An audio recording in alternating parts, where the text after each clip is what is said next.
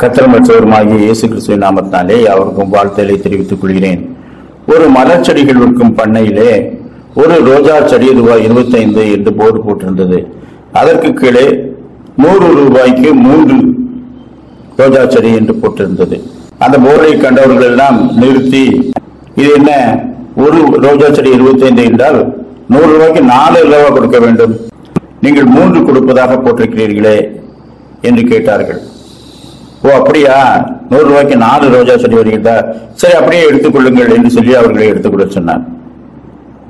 பக்கத்து கடைக்காரன் கேட்டான், ஏன் அந்த போர்டை திருத்தி எழுத வேண்டியதானே, 100 ரூபாய்க்கு 4 தருகிறேன் என்று நீயே போட்டு விட வேண்டியதானே, ஒவ்வொருவராக வரும்போது 4 எடுத்துக்கொள்ளுங்கள் என்று சொல்கிறாயே என்று சொல்லி கேட்டான். அப்பொழுது அவன் சொன்னான், இது ஒரு வியாபார தந்திரம், 100 ரூபாய்க்கு 4 அப்படிங்கிற எல்லாரும் கணக்கு தெரியும், அதனால எல்லாரும் அப்படியே போய்கொண்டே இருப்பார்கள். 100 ரூபாய்க்கு 3 என்று போட்டிருந்தால் இது என்னவோ தப்பா கணக்கு போட்டிருக்கான் என்று சொல்லி நின்று கேட்பார்கள் அல்லவா. அப்படி நின்று கேட்கும் போது அவர்களுடைய செடிகளை வாங்கிக் கொள்ள சொல்லி நான் கொடுத்து விடுகிறேன். இதுவரை ஒரு செடி 2 செடி தான் வாங்குவார்கள். ஆனால் இந்த போர்டு போட்ட பிறகு இது என்ன என்று விசாரித்து ஒவ்வொருவரும் 4 செடி வாங்கி செல்கிறார்கள். நாம் இன்றைக்கு நல்ல விதமா சொன்னா நிறைய பேர் கேட்க மாட்டேங்கான், அவர்களை யோசிக்கும்படியாக சொன்னோம் என்றால் கேட்கிறார்கள். பவுல் அப்போஸ்தலன் யூதருக்கு சுவிசேஷத்தை பிரசங்கித்தார். அவர்கள் அதை ஏற்றுக்கொள்ளவில்லை. நீங்கள் ஏற்றுக்கொள்ளாதனால் என்ன, பிரஜாதியார்கள் அதை ஏற்றுக்கொள்வார்கள், இப்பொழுது பிரஜாதியாரிடத்திலே போகிறோம் என்று சொன்னார். சொன்ன மாத்திரத்தில் ஐயோ அது என்ன, நாங்கள் அப்படி விடமாட்டோம் என்று சொல்லி அதை குறித்து கூர்ந்து கேட்டார்கள். நாம் அவர்களுக்குள்ளே ஒரு வைராக்கியத்தை தட்டி எழுப்பி அவர்களுக்கு சுவிசேஷத்தை அறிவித்தார்.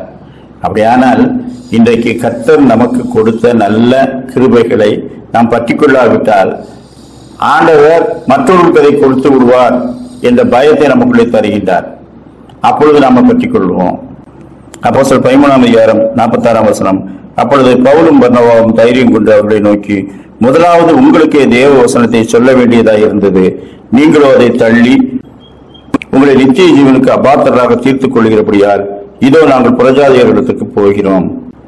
ரோமர் 11:13-14 புறஜாதியராகிய உங்களுடனே பேசுகிறேன், புறஜாதிகளுக்கு நான் அப்போஸ்தலனாய் இருக்கிறதுனாலே என் இனத்தாருக்குள்ளே நான் வைராக்கியத்தை எழுப்பி அவர்களில் சிலரை ரட்சிக்க வேண்டும் என்று என் ஊழியத்தை மேன்மைப்படுத்துகின்றேன். நாம் எப்படியாயினும் சிலரை ரட்சிக்கும்படிக்கு நாம் கர்த்தரை நோக்கி அநேகரை இழுக்க வேண்டும். நாம் இழந்து போகிறோம் என்றால் மற்றவர்களுக்கு கிடைத்துவிடும் என்று நாம் நினைத்தால் நாம் அதை பற்றிக் கொள்வோம். எனவே கருத்தாய் கர்த்தருடைய வசனங்களை சிந்தித்து ஏற்றுக்கொண்டு அவர் நமக்கு தர சித்தமாக இருக்கும்போது அதை பெற்றுக்கொண்டு அவருடைய நாமத்திற்கு மகிமையை செலுத்துவோமாக. அப்படிப்பட்ட நல்ல சிந்தனைகளை கர்த்தர் இந்த நாளிலும் நமக்கு தந்தருள்வாராக. ஆமேன்.